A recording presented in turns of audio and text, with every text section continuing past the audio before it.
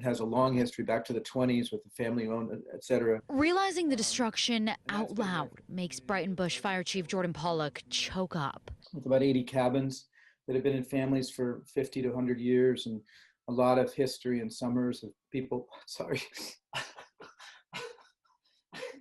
Gee, second when I say that, it's hard to say that. Because I'm seeing photos on Facebook, and people are bonding really well over Facebook. It's very sweet. As the Lions Head fire fast approached, Pollock ordered the hundreds there celebrating the holiday weekend to evacuate. We stayed ahead of it. We got people out. A handful of volunteer firefighters on the front line pulled back when things got too dicey.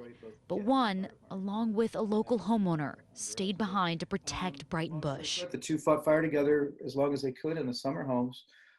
With our engine. And hours later, 3 more firefighters cut through trees and joined in the fight. I said, guys, we're going to work. Let's go. There's no time to brief. And we went to work for 2.5 days. The historic lodge and other buildings survived, but flames torched about half the buildings at the iconic Breitenbush Hot Springs retreat and leveled dozens of homes there.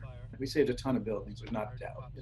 But it's devastating. There's a lot of buildings on the ground. Considering all and the enormity of losing one entire community, I call it a success story. Firefighters across the Santiam Valley tirelessly saved lives and homes, including those with Idanha-Detroit Rural Fire District. This is what we signed up for. We take the risk for these people. They've dubbed it the Mongold Stand, after the day-use area at Detroit Lake. We had fire pretty much all the way around, and fire blocking our 22 area. Ruben Ariano says they led 81 people down to the lake as winds drew the Beachy Creek and Lions Head fires closer. We were going to have everyone get as close to the shoreline as possible, and we were going to park our apparatuses directly in front of that area to help try to mitigate that heat. So we were going to use our rigs as buffers, and the firefighters were going to deploy kind of right by there and make that last stand. Fortunately, winds shifted, and they were able to lead a convoy out of the area through back roads with help from the Forest Service. There was an opening.